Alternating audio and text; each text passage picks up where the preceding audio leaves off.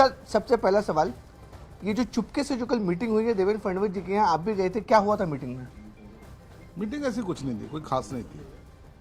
देखो चुपके से मैं गया भी नहीं, जाके मिला भी और बाहर आके प्रेस से मिला भी।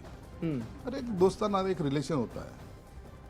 महाराष्ट्र की संस्कृति ऐसी है कि यहाँ रिलेशन मेंटेन की जाती है। जो लोग रिलेशन मेंटेन नहीं कर पाए वो आज इन सब से अलग हट गए, बाहर हो चुके हैं। इसलिए महाराष्ट्र में ऐसा नहीं है। मैं कल देवेंद्र जी से मिला, चाय पिए, गपशप हुई और पॉलिटिक्स पे भी थोड़ी बातें हुई। ऐसा नहीं कि नहीं हुई, बातें तो होती रहती हैं। लेकिन अभी तक सीएम पद की जो दावेदारी एकनाथ शिंदे साहब की है, देवेंद्र जी की है, तो इनके बारे में कोई भी आज तक उनको सिग्नल किसी ने ऊपर से भी ना दिया गया है, ना इनकी पाँचों की एक साथ कहीं मीटिंग हुई।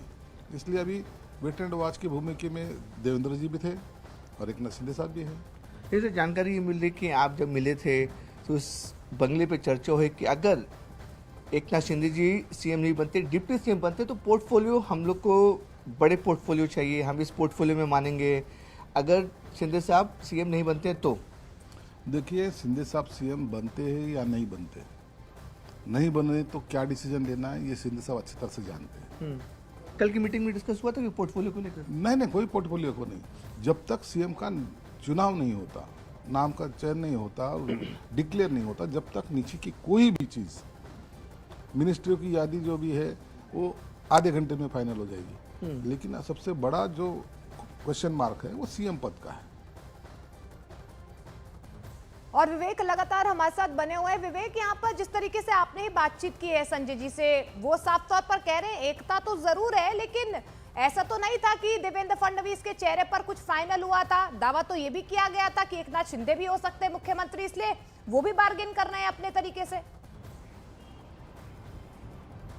बिल्कुल मानिका, देखिए दोनों पार्टी बार्गेन कर रही है और एकनाथ शिंदे की टीम पूरी तरह से लगी हुई है कि एक बार फिर से एकनाथ शिंदे महाराष्ट्र के सीएम बने। देखिए संजय सिरसाट महाराष्ट्र के बड़े नेता हैं और शिवसेना के भी बड़े नेता हैं और एकनाथ शिंदे के काफ़ी करीबी माने जाते हैं। उन्होंने बड़ा बयान दिया है और बड़ा दावा किया है न्यूज़ 18 इंडिया के कैमरे पर। उन्होंने साफ तौर पर कहा है कि चुनाव से पहले पीएम मोदी और अमित शाह के साथ साथ देवेंद्र फडणवीस ने साफ तौर पर कहा गया था कि महाराष्ट्र में विधानसभा चुनाव एकनाथ शिंदे के चेहरे पर लड़ा जाएगा, उनके चेहरे पर ही पूरा चुनाव लड़ा जाएगा। और जिस तरीके से उन्होंने कहीं ना कहीं हिंट ये जरूर दिए